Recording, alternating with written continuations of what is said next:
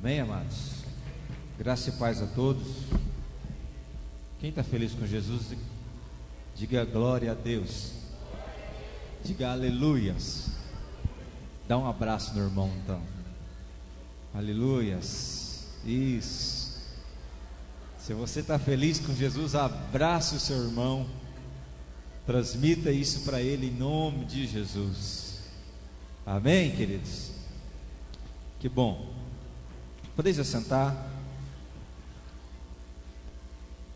Sem demora, eu queria que você abrisse a sua Bíblia em João capítulo 2, a partir do versículo de número 1. Aleluias. Quantos já tiveram um encontro com Jesus aqui? Diga amém. Na verdade, eu preparei uma palavra evangelística, mas eu estou vendo hoje a igreja. Mas vamos ver o que Deus tem para a igreja. Amém? Deixa eu perguntar novamente. Quantos já tiveram um encontro com Jesus? Diga amém bem forte. O que acontece quando nós temos um encontro com o Senhor Jesus? O que aconteceu comigo? O que aconteceu com você ao encontrar-se com Jesus? Você poderia me responder? Não precisa falar, pensa aí. Pastor, comigo aconteceu isso. Eu quero trazer à sua memória nessa noite o que Deus mudou na sua vida. De onde Jesus te tirou? Por que isso acontece? Porque há um poder, diga comigo, há um poder transformador em Cristo. Então não tem como nós termos um encontro com o Senhor e não termos as nossas vidas o quê? Transformadas. É isso que Jesus faz conosco. Jesus nos transforma. E eu quero falar de Jesus para a igreja. Amém? Eu quero falar do Senhor Jesus, que nós servimos, que nós adoramos, mas que muitas vezes nós esquecemos que às vezes nós estamos assim, já faz tempo que nós estamos na igreja, acostumamos a viver uma vida cristã, aonde não há mais transformação, aonde não há mais mudanças. Tem muitos crentes que pararam, deixaram de acreditar nas mudanças que Jesus nos proporciona. E é sobre isso que eu quero falar com você nessa noite. Não há como nós termos um encontro com Jesus, ou melhor, não há como nós andarmos com Jesus, servirmos ao Senhor Jesus e não termos as nossas vidas transformadas dia após dia. Isso é vida de salvação. Isso é vida cristã. Dia após dia experimentando de Jesus. Cada vez que a gente caminha com Jesus, cada vez que a gente se aproxima mais do Senhor Jesus, é como quando nós convertemos. Eu costumo comparar que a nossa conversão seria como colocarmos aqui nesse salão. Ontem, eu confesso que ontem eu não vim para a vigília, que eu imaginei assim, eu fiquei pensando assim, não tem energia, é apagão geral. Falei mal da Dilma, falei mal dos ministros, falei mal para minha esposa, né? Só estava eu e ela em casa. Falei, esse povo lá em cima disse que não ia ter apagão, não teria isso. E agora? Ainda falei, tem a vigília na igreja, tem a festa dos irmãos da Assembleia de Deus lá, ó. Por que não acaba só para o carnaval? Tem os retiros, eu fiquei pensando, né? Os filhos que estão nos retiros. Mas eu costumo comparar que a nossa conversão é como se fosse aqui nesse salão, agora à noite. Quando você tem um encontro com Jesus, é como se você acendesse, sabe aquela lâmpada da sua geladeira, que quando você abre a porta da geladeira, acende? Você conseguiria ler a sua Bíblia com uma lâmpada de geladeira no centro desse salão? Ler a sua Bíblia? Não. Por quê? A lâmpada representa o quê? A lâmpada representa revelação.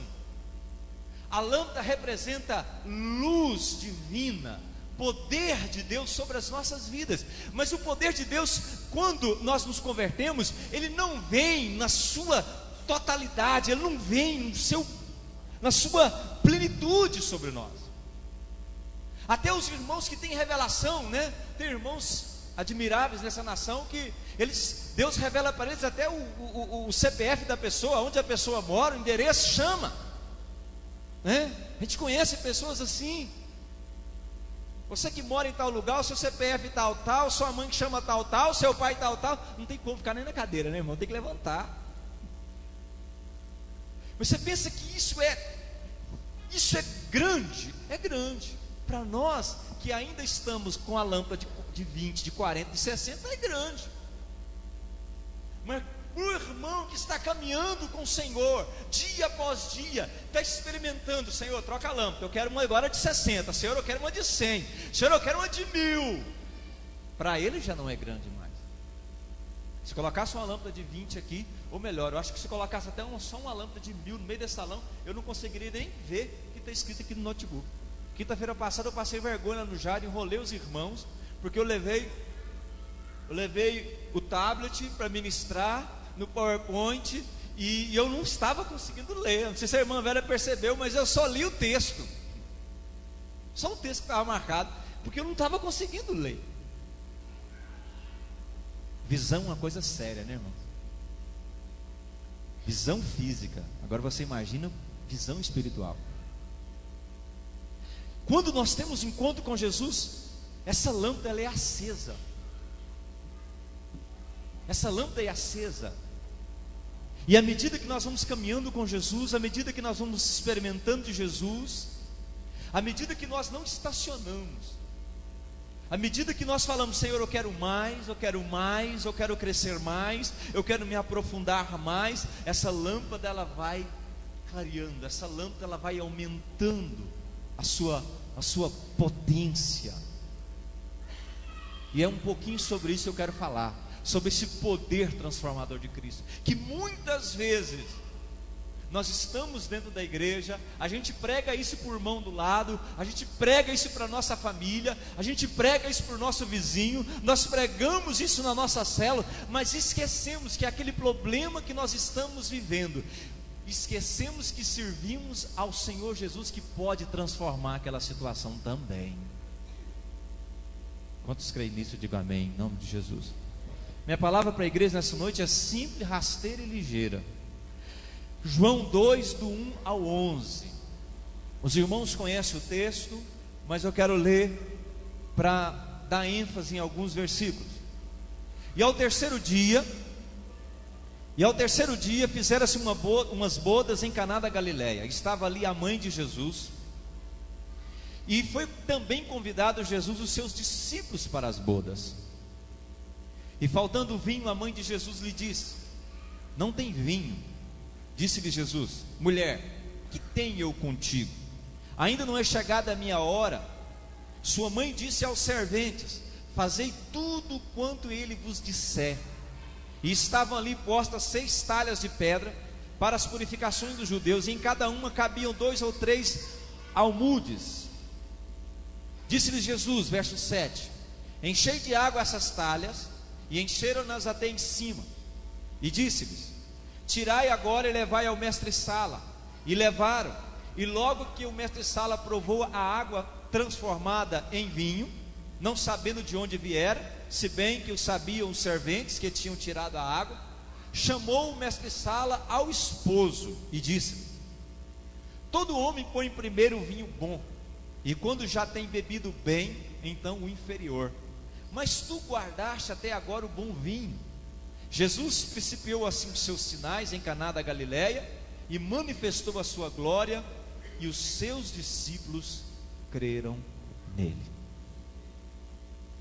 Amados, Jesus transformou água em vinho. Vinho não é suco de uva, como muitas correntes teológicas ensinam. Jesus transformou água em vinho. E isso é algo que extrapola extrapola as leis da física. Isso é algo que vai além da razão. Isso é algo que nos surpreende. Transformar água em vinho. Água é água, vinho é vinho. E Jesus transforma a água em vinho. O poder de Jesus, quando vem sobre algo, quando veio sobre aquela água, tem o poder de criar, de fazer, de transformar. Existem coisas na nossa vida que muitas vezes virou água, não tem sabor, não tem cor. Água é algo que você precisa. Água é algo que você precisa para nutrir o seu organismo, para hidratar o organismo. Se não me falha a memória, quase 70% do organismo nosso, ou mais de 70% do nosso organismo, é água, é líquido. E nós precisamos de beber água, de ingerir água, para nutrir esse organismo, mas muitas vezes nós podemos comparar essa água que é transformada, essa água que foi colocada naquelas talhas, como áreas da nossa vida, que perdeu a cor, que perdeu o sabor. O vinho, quando você bebe, quando você ingere, ele causa algo em você. Se for ingerido em grandes doses, ele te embebeda, ele te faz ver coisas, ele transforma a sua vida, você muda o seu caminho, você muda o seu percurso. Mas água não. Você pode beber um latão de água, no mínimo é que você vai urinar muito, mas mais nada vai acontecer. E às vezes a nossa vida, existem áreas das nossas vidas que parece que virou água, não tem mais cor, não tem mais sabor. Quando as pessoas bebem da nossa vida que parece água, não há transformação na vida delas. Quando nossa vida é água, aonde a gente chega, não há mudança de nada, não há transformação de nada. Mas quando a nossa vida é vinho, quando as pessoas bebem daquilo que nós servimos, daquilo que nós falamos, do caráter que nós temos, da vida que nós temos, isso causa mudança, isso causa transformação nas pessoas. E é sobre isso que eu gostaria. Existem coisas na nossa vida que precisam de transformação. Existem coisas na nossa vida que precisam de mudanças. Área familiar, área financeira, área emocional, área física. Muitas vezes a nossa vida emocional virou água. A gente tem complexos, de todo tipo de complexo a gente tem. A gente se sente pequeno, a gente se sente inferior, a gente se sente incapaz. A gente é uma baratinha de Jesus. Lembra lá do texto lá de Isaías, ó vermezinho de Jacó? Muitas vezes a gente se sente daquele jeito. Por quê? Porque falta vinho, falta uma vida de transformação. Muitas vezes a nossa vida familiar é água, não há novidade, entra dia, sai dia, a mesma coisa. É um casamento que não tem novidade, é um relacionamento conjugal que não tem novidade, sempre a mesma coisa, sempre a mesma rotina. Às vezes a nossa vida financeira é a mesma coisa, sempre falta, sempre o dinheiro não dá, sempre a dívida bate na porta, sempre tem o cobrador, sempre entra no cheque especial, sempre o gerente do banco liga. Água. água. E nós esquecemos que já tivemos um encontro com Jesus. E nós esquecemos que todas as promessas que há na palavra dele é para nós. Até hoje pela manhã, eu tinha sentido no meu coração, eu fico até preocupado porque a Bíblia diz que o coração é extremamente enganoso, né? Eu estava preparando uma palavra sobre 6 inimigos da fé. Aí hoje cedo eu fiquei incomodado, eu fiquei angustiado. Eu falei ontem para minha esposa, quando a energia acabou, caiu a noite, eu falei assim: olha, vou ficar quieto, vou preparar a palavra, vou terminar a palavra para amanhã. Aí quando foi hoje pela manhã, eu senti meu coração incomodando, aquela angústia aqui. Aí eu já ia pegar o texto da palavra, eu já ia olhar os tópicos, mas parece que eu já não achava graça mais, parece que já não era aquilo mais, parece que a revelação de ontem foi para ontem, parece que a palavra de ontem foi só para mim, e a de hoje não era mais só para mim. E uma das coisas que Deus colocou no meu coração sobre inimigos da fé é quando nós deixamos de acreditar nas promessas de Deus, deixar de crer nas promessas, deixar de acreditar na palavra, deixar de crer na palavra de Deus, é um perigo. E muitas vezes a nossa vida virou água porque nós deixamos de crer nas promessas. A nossa vida financeira, familiar, emocional, água.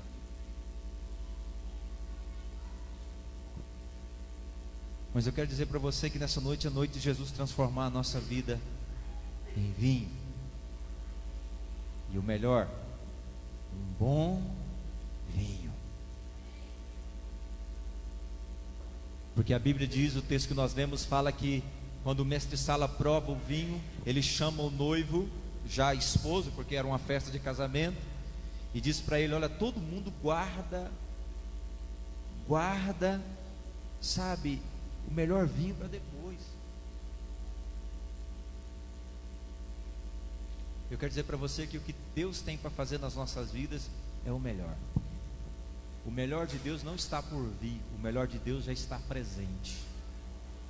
O que está por vir é ainda melhor do que o melhor que nós temos hoje. Quantos creem nisso? Diga amém. E nós vamos analisar alguns requisitos para que nós possamos experimentar esse poder transformador de Jesus, que nos alcança, que nos transforma, que nos muda. Nós vamos ver o que é necessário para experimentar esse poder transformador de Jesus. Primeiro, verso 2, é o que está lá no versículo de número 2.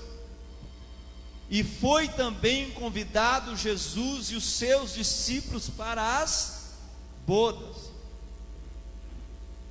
O primeiro requisito para que eu tenha uma vida de transformação, para que eu experimente dia após dia esse poder de Deus, Jesus precisa ser convidado.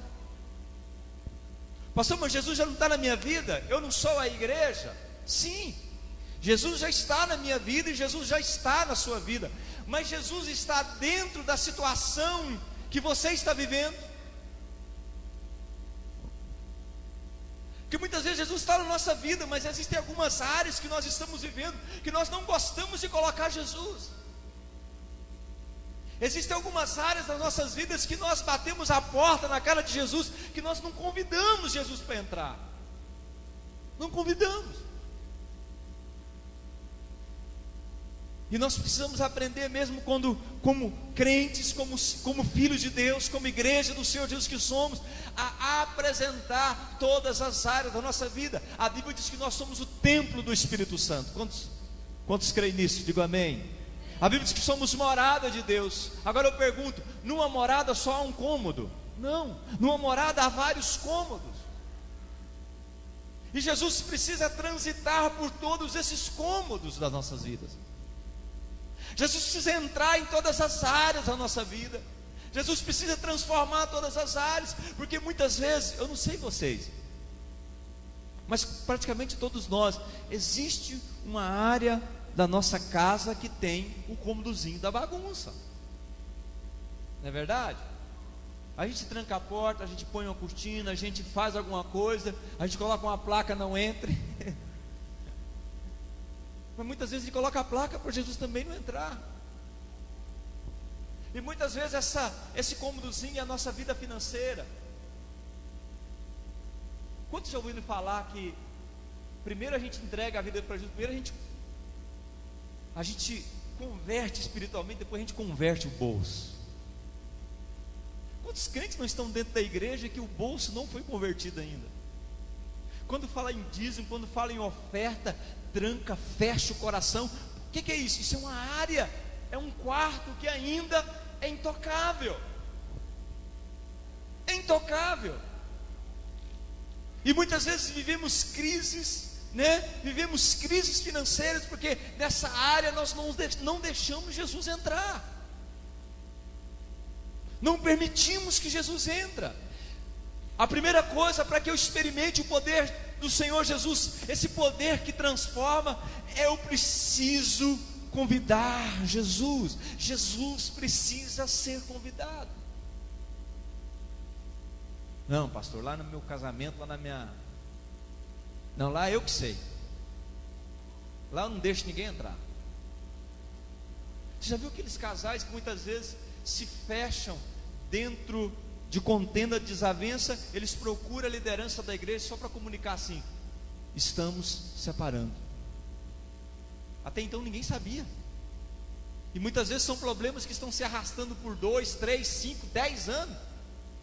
Você fica assustado. O irmão está dentro da igreja, muitas vezes é obreiro da igreja, muitas vezes é líder da igreja, e não abre o coração. São áreas que não se abrem. E nós precisamos aprender a pegar essas áreas e convidar Jesus. Jesus, entra nisso aqui, entra nessa área da minha vida. Quantos estão entendendo? Diga amém em nome de Jesus. Jesus realizou a transformação naquele casamento porque ele havia sido convidado pelos noivos. Eu costumo dizer que Jesus é um gentleman. Pensa numa pessoa educada, é Jesus. Pensa num cavalheiro, é Jesus. Se você não pedir, se você não buscar a ajuda dele, Jesus não é intrometido. Ele diz assim: eis que eu estou à porta e bato. Quem abrir a porta?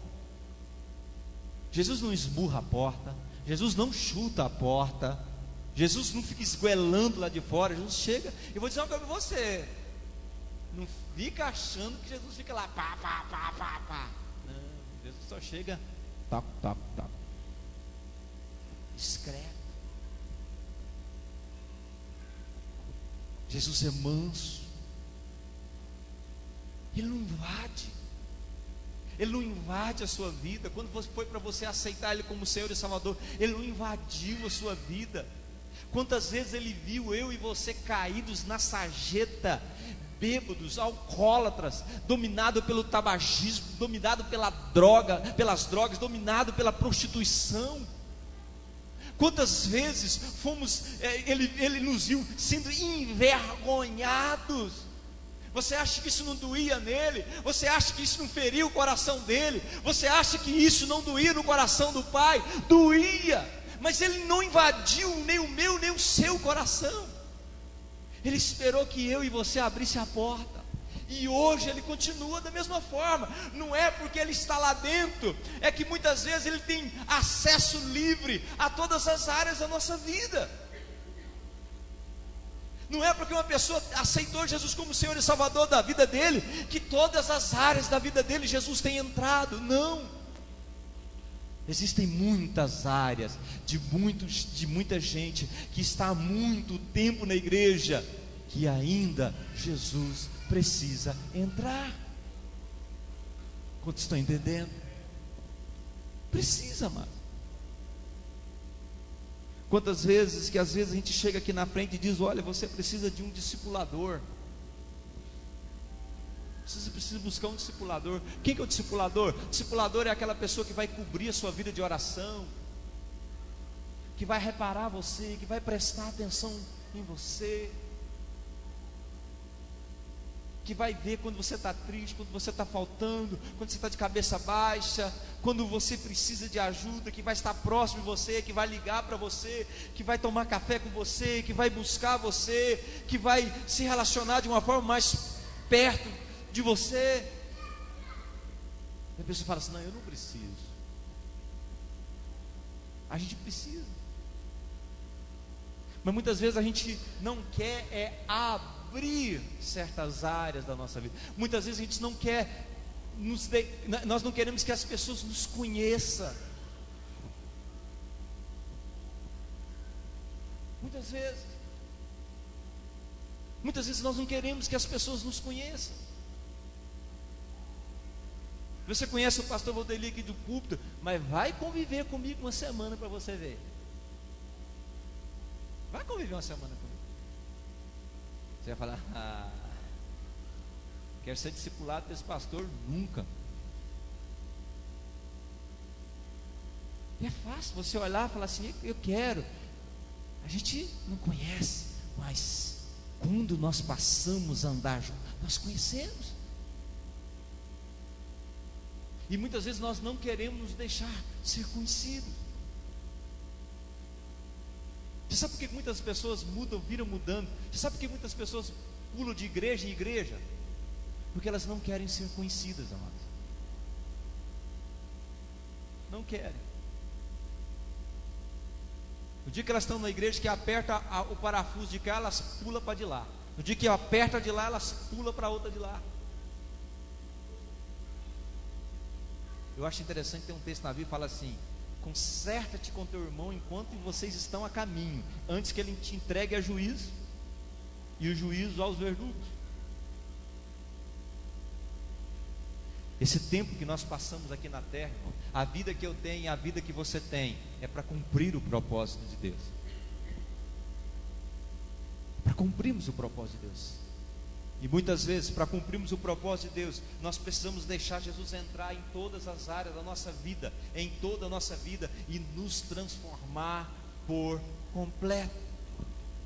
Algumas pessoas às vezes buscam a bênção e não deixam de buscar, e deixam de buscar o abençoador. Todo crente maduro precisa aprender a diferença em buscar a bênção, em buscar o abençoador.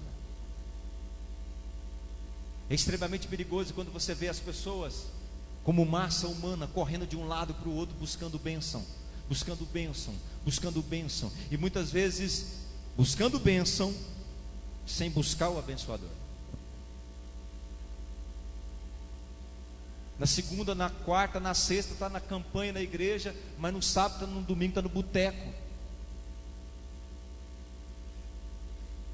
É extremamente... eu não entendo. Você entende? Quantos estão entendendo? Diga amém, em nome de Jesus. A transformação ocorrerá como consequência da entrega total das nossas vidas a Jesus, convidando Ele para estar presente em nós, na nossa família, no nosso casamento, nas nossas finanças, nas nossas emoções. Tessalonicenses diz que a palavra de Deus, ela separa. Não é aquele texto que fala que separa juntas medulas, não. É um texto que fala que Ele nos apresentará sãos, corpo, alma e espírito. Você acha que Jesus não está preocupado com os medos, com os temores que você tem? Tá. Mas se eu não deixar Jesus entrar nas minhas emoções, se eu não deixar Jesus curar a minha ira, curar a minha angústia, curar a minha ansiedade, curar a minha preocupação, áreas que nós precisamos deixar Jesus entrar. O Salmo de número 145, versículo 18 fala assim: perto está o Senhor de todos os que o invocam, de todos os que o invocam em verdade. O Senhor está perto de quem? Daqueles que o invocam, daqueles que o convidam, daqueles que o chama para perto. Quantos entenderam, digo amém. Segundo, precisamos reconhecer que necessitamos de uma transformação em nossa vida. Precisamos reconhecer que necessitamos de uma transformação em nossa vida. Um dos fatores, uma época eu estudei a questão dos passos dos alcoólatras anônimos, no material de um pastor do MAP, Ministério de Apoio às Igrejas e Pastores, um ministério chamado Rever. Eles têm um curso de cura interior que é baseado em cima dos 12 passos, os 10 passos dos alcoólatras anônimos. E eu aprendi que não adianta você ministrar cura, ou trazendo para os alcoólatras anônimos, não adianta você querer libertar uma pessoa se ela não reconhece a necessidade de ser liberta. Não adianta. Você sabe porque muitas vezes nós, como pastores, como liderança, como igreja, como crentes, a gente quebra pedra com a mão? É porque a gente ministra, fala, está orando, está buscando, com pessoas que ainda não sentem a necessidade de transformação. Não sentem. Não sentem. Eu costumo dizer que a pessoa que diz que... Já viu aquelas pessoas que chegam para você: eu tenho um trauma? Alguém já ouviu isso? Nossa, eu tenho um trauma na minha vida. Não tem. Quem falar para você que tem um trauma, não tem. Você sabe por quê? Porque a primeira coisa, trauma você não lembra que tem ele. Quem tem trauma não lembra que tem trauma. Trauma é um bloqueio. Você não lembra que tem. Aquela pessoa que chega e diz: eu preciso, ou melhor, eu quero, mas ela não reconhece que precisa de transformação. É difícil ela ser transformada. Então a primeira coisa que nós precisamos reconhecer é que necessitamos de uma transformação em nossa vida. Em um determinado momento alguém disse: acabou o vinho. Algumas pessoas deixam de experimentar uma transformação porque o orgulho ou a vergonha os impede de reconhecer uma necessidade em sua vida. Mesmo sabendo que acabou o vinho no seu casamento, na sua vida financeira, nos seus relacionamentos e etc., prefere empurrar com a barriga, que admitir que precisa de Deus naquela área. Às vezes acabou.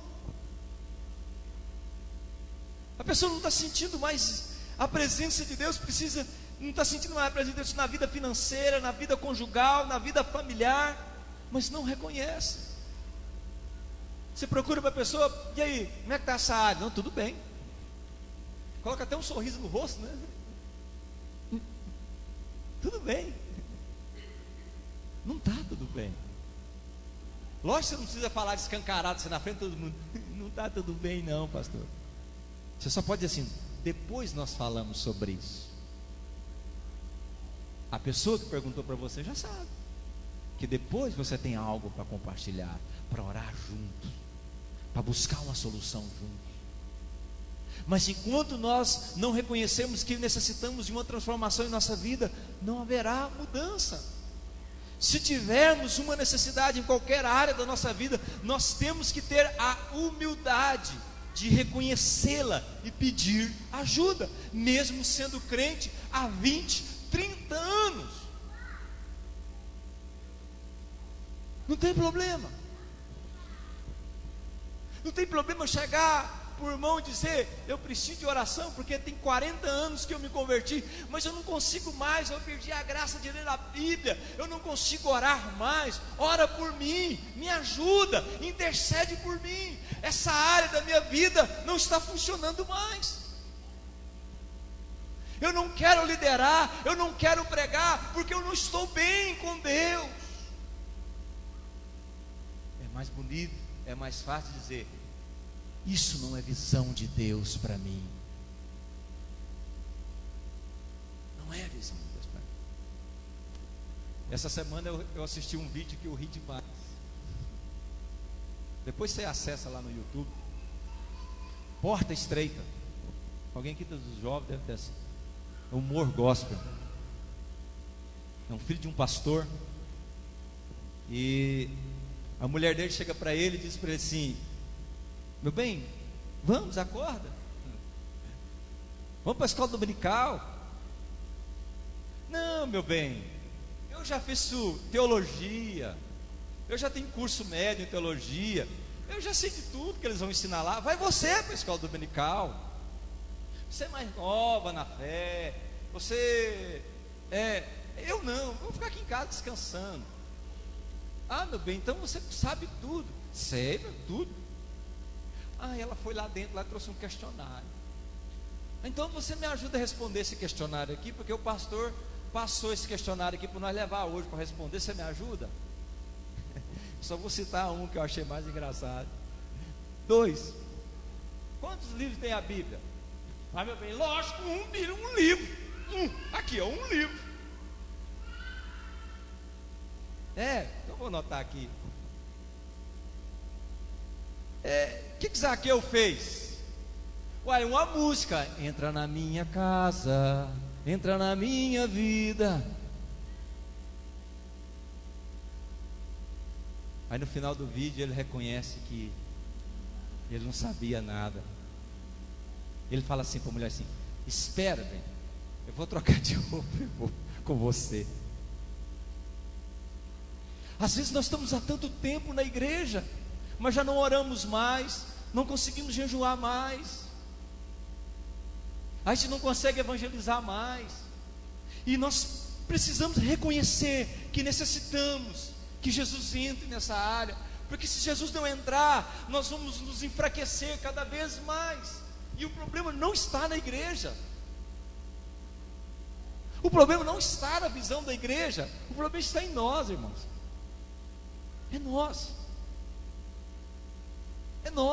É nós que resolvemos ser uma brasa fora do braseiro. É nós que deixamos tantas coisas, tantas decepções que nós temos, tantas coisas que nós ouvimos e vimos, nós deixamos isso entrar nos nossos corações. E existem áreas da nossa vida que virou água, que não cheira mais, que não tem sabor. A gente ingere, a gente vem para a igreja, a gente escuta a palavra, a gente folheia a Bíblia, a gente tenta prestar atenção na mensagem do pregador, mas sai daqui, a gente não consegue viver aquilo durante a semana. E o pregador, cada pregador que sobe aqui no púlpito, cada pregador que toma aqui o púlpito para ministrar, acaba sendo um animador de auditório, semana após semana. E não há mudança, não há transformação. Mas por quê? Porque nós deixamos de reconhecer que Jesus precisa entrar nas nossas vidas, naquela e naquela área. Jesus só entra, irmãos. Eu acho tão interessante. A pessoa, estava tão óbvio a cura que a pessoa queria. Era cego, era paralítico, era surdo, era mudo. E chegava para Jesus Jesus chegava para a pessoa e perguntava: o que queres que eu te faça? Jesus queria saber qual que era a necessidade da pessoa. E Jesus quer saber qual que é a nossa necessidade. E muitas vezes os nossos valores e necessidades está tudo mudado também. Muitas vezes nós precisamos: Senhor, abra a porta do serviço, do emprego para mim fazer o mercado. Mas nós estamos aqui, Senhor, me dá um carro para andar. A gente inverte as necessidades, tudo. Quantos estão entendendo? Diga amém em nome de Jesus. Mas para Jesus transformar, para Jesus entrar nas nossas vidas, vamos reconhecer a necessidade de transformação. Amém? Lucas capítulo 5, a partir do versículo de número 29 até o 32, diz assim: e fez-lhe Levi um grande banquete em sua casa, e havia ali uma multidão de publicanos e outros que estavam com ele à mesa. E os escribas deles e os fariseus murmuravam contra os seus discípulos, dizendo: por que comeis e bebeis com os publicanos e pecadores? E Jesus respondeu e disse-lhes: não necessitam de médicos que estão são, mas sim os que estão enfermos. Eu não vim chamar os justos, mas sim os pecadores ao arrependimento. Às vezes nós vamos mudar a visão de igreja, irmão. Tem muita gente que tem uma visão de igreja de santarrão, que igreja é só lugar de santarrão, é de irmão do Xaracanta Labaia Saia e... Não, irmãos, igreja é lugar de doente, igreja é lugar de pessoas enfermas. Jesus veio para essas pessoas. Jesus veio.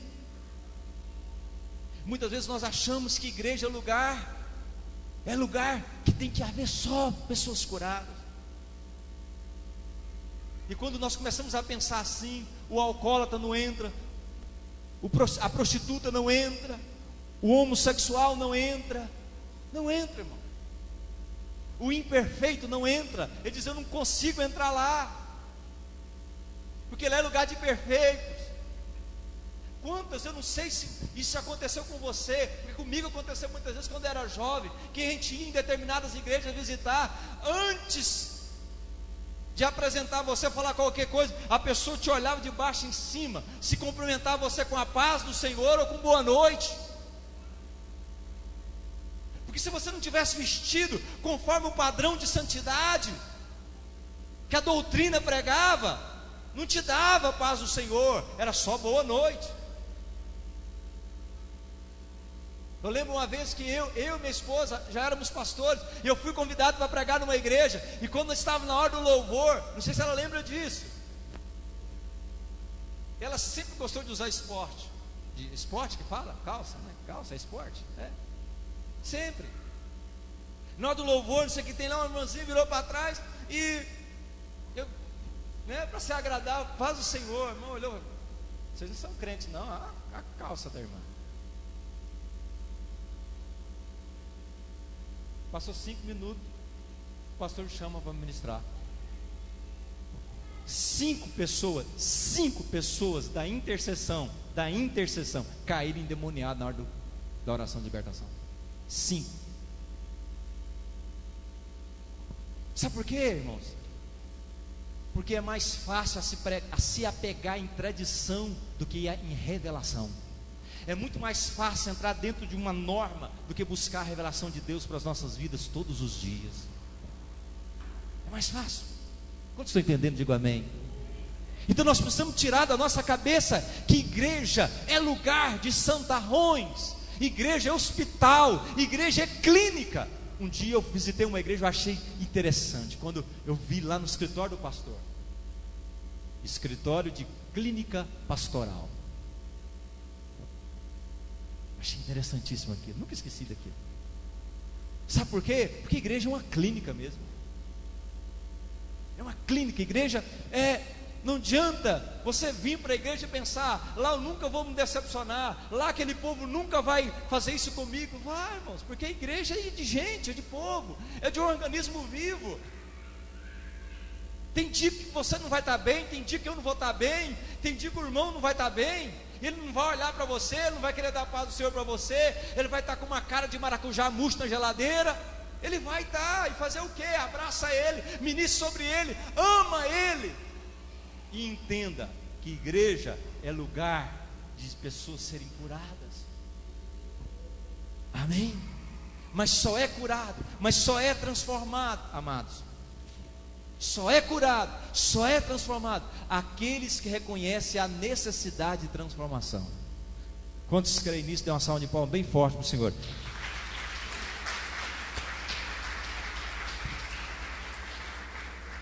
Por último, devemos fazer tudo o que Jesus disser,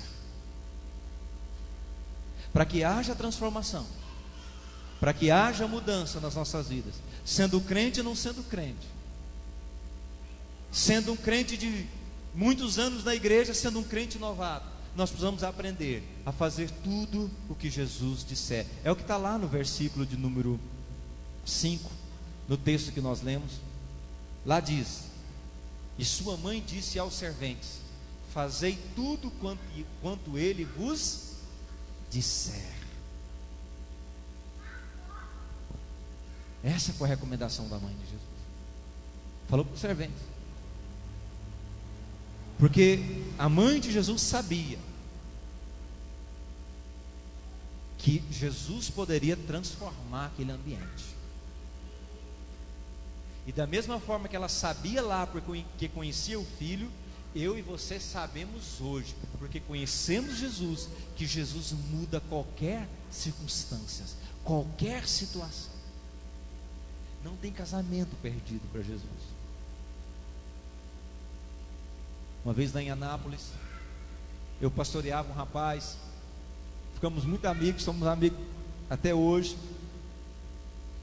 E ele trabalhava no grupo Naum, ele era motorista dos chefão lá do Naum, lá dos turcos lá do Naum, de usina de açúcar, de álcool, e ele que fazia pagamento, e ele converteu lá na igreja, na Vida Nova, região norte. E um dia ele abrindo a vida dele, ele me contou que ele era separado. Passou um tempo, ele converteu. Depois que ele converteu, um dia ele chegou para mim, já tinha um tempo, já tinha uns 2 anos, ele falou assim: pastor, você pode ser testemunha minha lá no juiz lá? Eu falei: o que foi, irmão? Não, é porque a minha esposa não quer deixar eu ver o meu filho. Até então eu nem sabia que ele tinha um filho. E eu quero passar pelo menos alguns finais de semana com o meu filho.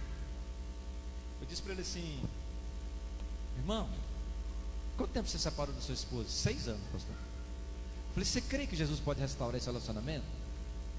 Ele: pastor, a gente já sofreu muito, ela sofreu muito, eu sofri muito, a gente já magoou. E é interessante, eles estavam separados há 6 anos e o filho dele tinha 3 anos. 3 anos. Tiveram uma recaída lá e... Você crê que Deus... pastor, vamos começar a orar? Convida ela para vir cá no escritório da igreja. E ela veio e eu fiz essa proposta para ela. Pessoal, porque você se separou há 6 anos, já tiveram uma recaída, tem um menino de 3 anos. Será que Deus não está nesse negócio, não? Aí ficou aquele negócio e tal, aí no dia, eu fui orando lá no dia marcado lá, não precisou nem de eu entrar. Ele chegou lá, o advogado falou: não precisa, senhor mais, eu falei: graças a Deus.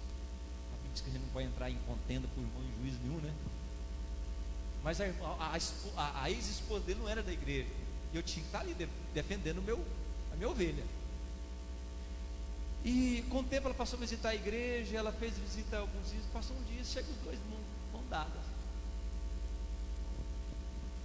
Casou de novo, irmão. E até então, há pouco tempo atrás que eu conversei com eles, eram felizes. Casamento de 6 anos. Parece que já tem 3 filhos depois disso já. Sabe, irmãos? Não tem nada, não tem situação nenhuma que Jesus pode mudar.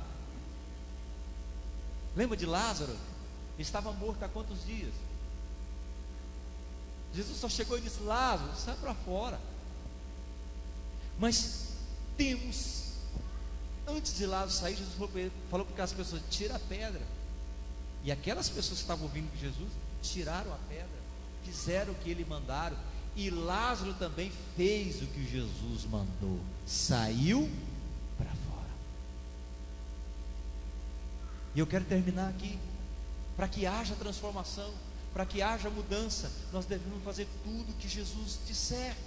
De nada adiantará convidar Jesus, reconhecer a nossa necessidade de deixar Ele entrar nas nossas vidas, pedir ajuda a Ele, se não fizermos o que Ele nos manda. Não adianta, irmão. Não adianta convidar Jesus, não adianta aceitar Jesus como seu Senhor e Salvador, não adianta reconhecer as necessidades, que você não dá conta de caminhar sozinho, de pedir ajuda para Ele, se você não fizer o que Ele manda, se você não obedecer, não vai adiantar. O segredo está na obediência. Essa semana eu estava fazendo um quebra-gelo lá na minha célula, e o brincadeira era o seguinte: tem uma festa no céu, o que você vai levar? Aí o primeiro respondia, eu achei os irmãos da célula animados. Um falou assim: eu quero levar o leite. Era começando o pão, né? Começou pão, o outro leite, o outro mel, o outro vinho, o outro a carne, o outro os espetos, o outro carvão, o outro queria levar a família, finalizando na rodinha, porque cada um tinha que lembrar, um jogo de memória. E o último chegou assim: eu quero levar a obediência, o irmão João Padeiro. Eu quero levar a obediência. Porque o segredo da vida cristã é obedecer. Aqui a gente aprende o ABC, né? Mas na nossa caminhada cristã nós aprendemos o obedecer. Quantos estão entendendo? Diga amém. Diga glória a Deus. Diga aleluias. Fazer tudo o que Jesus dissesse significa obedecer os seus mandamentos, aquilo que está na sua palavra. Somente quando nós passamos a fazer o que Ele nos diz, nós poderemos experimentar do seu poder transformador. As bênçãos de Deus estão disponíveis para aqueles que buscam e cumprem aquilo que Ele nos diz através da sua palavra. O Salmo de número 119, do versículo 1 até o versículo 4 diz assim: bem-aventurados retos em seus caminhos. Bem-aventurados os retos em seus caminhos, que andam na lei do Senhor. Interessante, bem-aventurados os retos. O que esses retos fazem?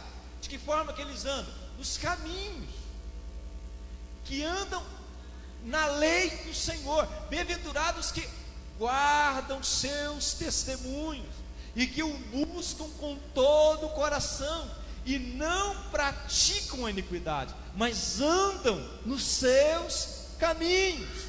Tu ordenaste os teus mandamentos para que diligentemente os observássemos. Diga para o irmão que está ao seu lado: irmão, a lei do Senhor é para nós, é para nós obedecermos. Hoje é ceia. Quantas pessoas que muitas vezes, quando chega o momento da ceia, o diabo acusa elas. Quantas pessoas que chegam no momento da ceia, elas não tomam a ceia, porque o diabo fica acusando, lembrando elas de coisas que elas fizeram da última ceia para cá. E o diabo traz acusação, o diabo joga seta de todas as formas. E muitas vezes nem é o diabo, né? Muitas vezes é o Espírito Santo de Deus também que nos lembra, para que nós possamos consertar. Você já teve aquela sensação assim de estar andando na cidade, de repente encosta uma viatura de um lado, outra viatura do outro, e você dá aquele frio na barriga? Mas você sabe quando é que dá aquele frio na barriga? Quando a gente lembra de alguma coisa.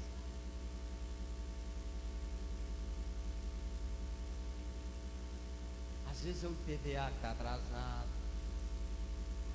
às vezes é o extintor que está atrasado, às vezes é um pneu que está careca, às vezes porque você não tem carteira, pegou o carro escondido. Mas aquela pessoa que não deve nada, que sabe que está cumprindo a lei, é aquilo que o Salmo 25, 27 fala: mesmo que um exército me cercasse, nele confiaria. Pode vir SWAT, Rotan, FBI, pode vir o que for, você não deve nada, você não deve nada. Você continua a sua viagem, a sua caminhada. Mas por que muitas vezes nós temos aquele sentimento como servindo a Deus, que sempre quando vem o mover de Deus, a gente vem aquela sensação: eu não vou experimentar isso porque aquela área da minha vida precisa ser consertada. A lei, irmão, é para todos, mas a lei principalmente é para julgar aqueles que não cumprem ela. Aqueles que cumprem, aqueles que andam na lei, eles andam como se a lei não existisse. Não é porque ela não existe, é porque ele cumpre, ele é conhecedor dela, ele pratica ela, ele não teme ela. Por que muitas vezes, quando nós lemos determinados textos na palavra de Deus, a gente arrepia da sola do pé até o alto da cabeça? Quando a gente tem uma revelação de coisas assim, porque muitas vezes nós não estamos caminhando naquela lei. Quantos estão entendendo? Digo amém. Vamos ficar de pé em nome de Jesus. Pastor Bento, eu quero orar com você.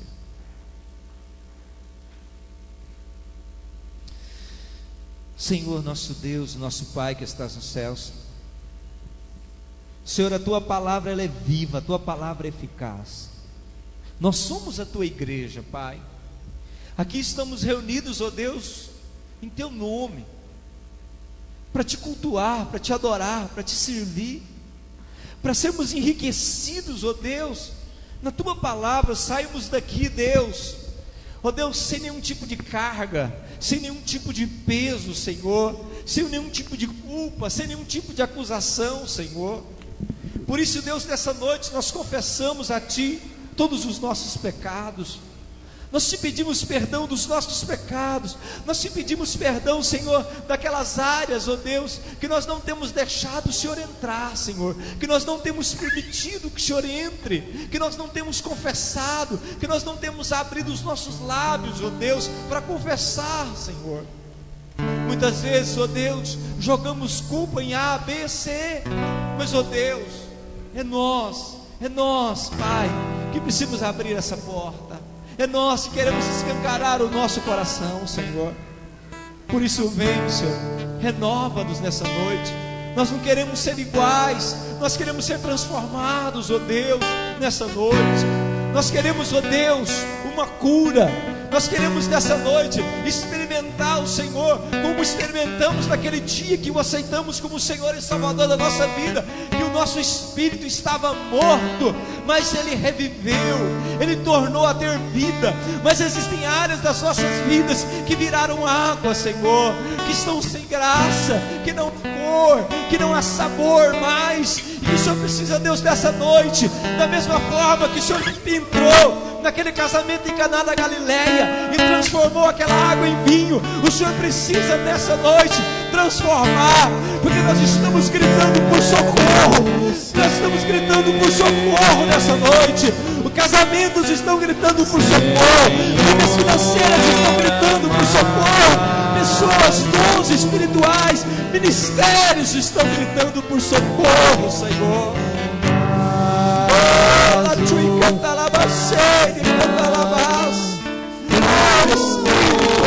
Espírito de Deus, quebra as nossas vidas, entra naquelas áreas que nós não deixamos ninguém entrar, aquelas gavetas, revira aquelas gavetas, Senhor.